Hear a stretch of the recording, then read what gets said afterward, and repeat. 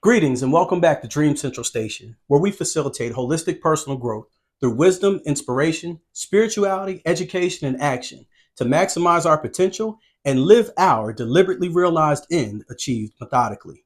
Before we jump into our topic of friendship for today, if you haven't done so already, I'd like to ask that you would subscribe, like, share, and comment so we can keep this conversation going. And that's only if you deem this content like, share, and comment worthy. So we're going to jump off the top ropes with the old adage that birds of a feather flock together. When was the last time you saw a chicken soar in the friendly skies with an eagle? In retrospect, when was the last time you saw an eagle on the ground clucking around with chickens on a farm? Could be on TV, National Geographic actually counts, all right? I want you to apply this adage to us. Because typically humans of similar type, interest, personality, character, or other distinctive attributes tend to mutually associate with each other. We humans get to decide who we associate with, and these choices have a significant impact on our lives. Now, think about factors of friendship, the static factors of friendship, and the dynamic factors of friendship. And I want to talk to you about the static briefly. So, to summarize, a static factor of friendship or a static friend, it's your family members. These are the people that we were born into relationship with. These are often our first friends. They're static in that they're permanent fixtures. We were born into the same biological space and we maintain that same relationship for the duration of our lives. And even after we expire, we're on a family tree somewhere, fixed in that biological position. And then you have dynamic friends or the dynamic factors of friendship. And these are the friends that we may come across along our journey throughout life. So in elementary school, you might have had some friends. And then if you moved, or maybe you moved on, you had a different interest in life. In middle school, you may have changed friends. And then in high school, so on and so forth. These are dynamic friends. So we got static friends or family members, and then we have dynamic friends, the family we choose. So all of that little session can be summed up by Jess C. Scott when they said, friends are the family you choose. So the fact is that you're born into a family, but you choose those you're in relationship with. So let's talk about quality friends and the benefit of a quality friend. And then we'll get into some of the traits and characteristics of quality friends. I'm going somewhere. Stay tuned. Quality friends can help you to be happier. They can help you to live longer. They help you with your mental health and well-being. They can also help you in terms of perspective, how you think about the information you've been presented with. They can help you financially, and they can also help you physically. Fun fact that friendships improve your health on nearly every level. Research shows that they are just as important as diet and exercise. And I'm talking about quality friends. Physical and social connection is linked to lower blood pressure, lower BMI, less inflammation, and a reduced risk of diabetes at all ages. But it's important to remember that this only applies to quality friendships with people who inspire you to become a better version of yourself. Now let's go into some of those traits that our quality friends possess. Quality friends have these traits: kind and compassionate. And I want to briefly pause so you can think about somebody in your life who's kind and compassionate. Accepts you for who you are. They value your time. They respect your boundaries. They support you during hard times. They're fun to be around. Honest and trustworthy. They encourage you to grow and improve. They inspire and uplift you. Now, briefly for a moment, if you had the names of those people or the pictures of their images in the back of your mind, I recommend you do this right now. You write their name down and you send this to them. And you say, hey, go to this minute, whatever minute this is on the tape or this recording. You remind me of this right here. And I appreciate you. We got to spend time giving people their flowers while they're here. I didn't even plan on saying that, but somebody needs to hear that. The quality people that we have in our lives, we really need to take some time from a sincere heart and just tell them we appreciate them. All right. So that's just one of those things that I would encourage you to do. And be a quality friend yourself. You heard those traits? We're going to work on that together. I know I'm working on being a quality friend to my friendship circle. So, toxic friendships, on the other hand, can have the opposite effect because you are more likely to adopt the habits of your peers. Unhealthy or mentally ill friends can negatively impact your health. The risk for depression, suicide, obesity, smoking, and substance abuse drastically increases when people spend time around friends who are depressed, suicidal, overweight, smokers, or abuse substances. Is that surprising? Probably not.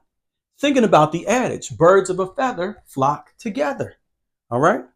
Jim Rohn he's got an infamous quote out there and it continues to reign true. He said, "We are the average of the 5 people we spend the most time with."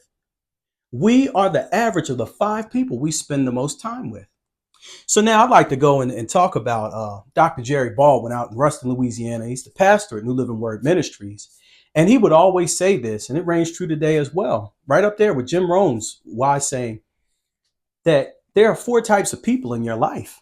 We got 4 types of people in our lives, basically. Some that add, some that subtract, some that multiply, and some that divide. So if you have a quality person in your life and you're talking about positivity, they're going to add and multiply positivity in your life. If you have a toxic person in your life, they're pretty much going to divide and multiply all the positive things that you got going for yourself. 4 types of people. So again, we may not be able to pick where we grew up and who we grew up in a family with. But as we move along in our journey of life and we learn and we develop new interests, we get to extend our networks and associate ourselves with the people we'd like to be around. So I was just thinking about that. And then we got how relationships greatly influence the course of your life.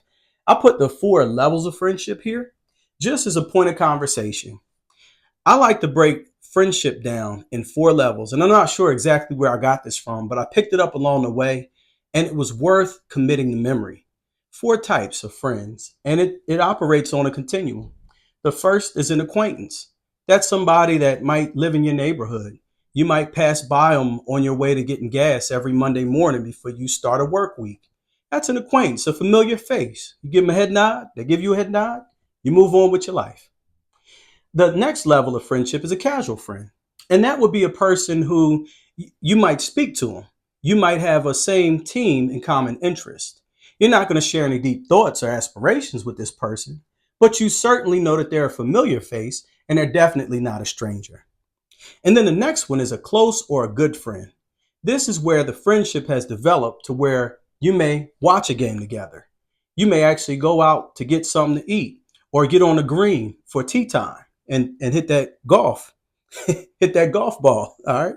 Or, you may actually just talk about different interests and hobbies that you have and frequently talk to this person. And then last, but certainly not least, it's the most important type of friend. That is an intimate friend.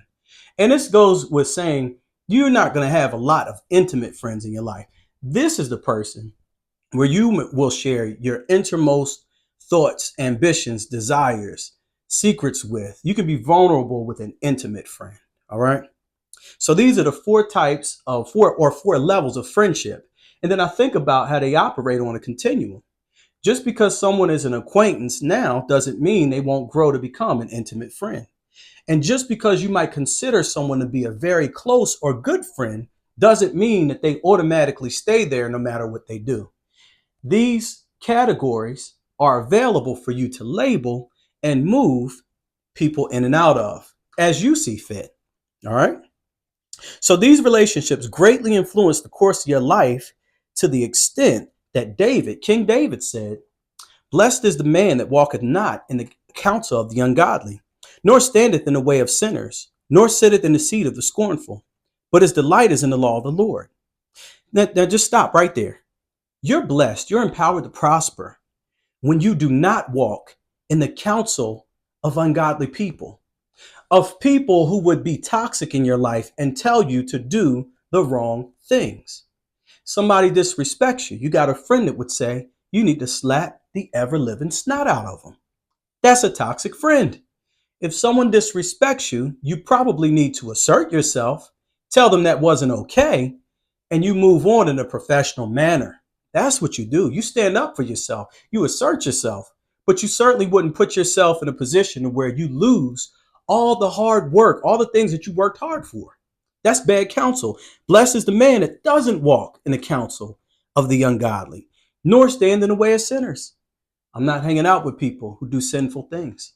I can't stand in the way. I can't be around or in social settings with people who openly and outwardly sin, nor sitteth in the seat of the scornful. I'm not going to sit down with people who say mean things, bitter things. They're always backbiting. They always got some fresh gossip or tea to drop on me. You're blessed when you avoid those circles, when you stay away from the people who divide and subtract from your life. All right. But your delight is in the law of the Lord. And on this law, you meditate day and night. All right. And it talks about how you'll be like a tree planted by the rivers of water that yields its fruit in season and leaf does not wither. Right. Whatever you set your hand to do will prosper because you're walking in godly counsel and you're standing in the way of righteous people and you're sitting in the seat of the wise and you're getting wise counsel and you're giving wise counsel and you're sharpening each other in the process. Another verse that comes to mind is in 1 Corinthians chapter 15, verse 33. It says that bad company corrupts good character. Now, about 2 episodes ago, we were talking about how our thoughts determine our actions. Our actions become a habit. Our habit becomes character, and our character determines our destiny. So I want you to think about this for a second and how impactful friendships are. All right. In 1 Corinthians chapter 15, verse 33, the Apostle Paul said, bad company corrupts good character. So I want you to look at this. See where character is in a continuum of your destiny? You spent all this time to develop your thoughts and think a certain way. And then you changed your behaviors and your habits. And you've been working to intentionally improve your character, which is who you are when nobody's looking. Only for you to hang out with bad company and they corrupt that good character, which has a negative impact on your destiny or your life's destination. Just thinking about how detrimental bad relationships could be. All right. So there's another one in Proverbs, my favorite wise person, chapter 22, verses 24 through 25. Solomon said, don't befriend angry people or associate with hot-tempered people, or you will learn to be like them and endanger your soul, your mind, your will, your intellect. Don't hang out with angry people or associate with hot-tempered people, or you will learn to become like them and endanger your soul. So I'm just thinking about how strong a friend's influence can be in your life, whether that influence be good or bad. And you get a chance to choose your dynamic friends, the people that you allow to be close friends and intimate friends in your life. So our attitude can determine our altitude. And some of us are willing to go down the tube by hanging out with people who are rude. I just figured I'd throw that out there. And that's crazy. I think that's crazy how we'd rather go down with the people that we came up with than move them back up here to an acquaintance and develop healthy, positive friendships with quality people as we become quality people ourselves. All right. So just wanted to share this information with you. Kansas University Associate Professor of Communication Studies, Jeffrey Hall, studied how long it takes to make friends. He estimated it takes between 40 and 60 hours to form a casual friendship, 80 to 100 hours to transition to being a good friend. That's 80 to 100 hours right there. Close friend, good friend. And more than 200 hours together to become intimate friends. All right. So now that we know this, now what? Now what do we do? So the first thing I'd recommend, and I'm just in the recommendation mode, is become the friend that you desire. Become the friend that you desire. Before you spend time with people, invest time in becoming the friend you would like to have. Be the friend you'd like to have. Think of legitimacy and reciprocity. Friendship is a two-way street. Birds of a feather flock together. All right. No use imposing to be someone you're not when you could become the person you want to be. So you don't have to pose or be an imposter. You can just put the steps in place to become that quality friend. You can do an honest assessment on yourself or ask the people around you, hey, if there was one thing I could improve upon, what would that be? And based upon their answers, I think they'll reveal what kind of friends they are. If they tell you the truth about yourself in love, not to hurt your feelings, but to actually share some information that'll improve upon the quality of your character, you definitely want to keep them around and pull them closer. Number two, allow yourself to move into the friend circles in which you belong and out of the ones you have outgrown, out of the ones you no longer need in your life. Allow yourself to move forward. So be dynamic. Be a dynamic friend yourself. If you find yourself in a situation where you are outgrowing the current friendship circle you're in, don't be upset. Don't be worried about that because oftentimes a wise mentor of mine told me your friends will change based off of your assignment. So if you get called into a different assignment and the people that you came up around don't understand it and you have to move on, you got to move on to fulfill that assignment, right? And you'll have wisdom. So yeah, make that move. All right. And then number three, maintain your friendships at the appropriate levels, remembering that the levels of friendship are not permanently fixed. Your acquaintance, casual, close, and intimate friends may change throughout your life. Sometimes it happens naturally. So when it does, let it. All right. And then I'll leave you with this quote by Sarah Valdez. She said, "A friend is one of the best things you can be and the greatest things you can have."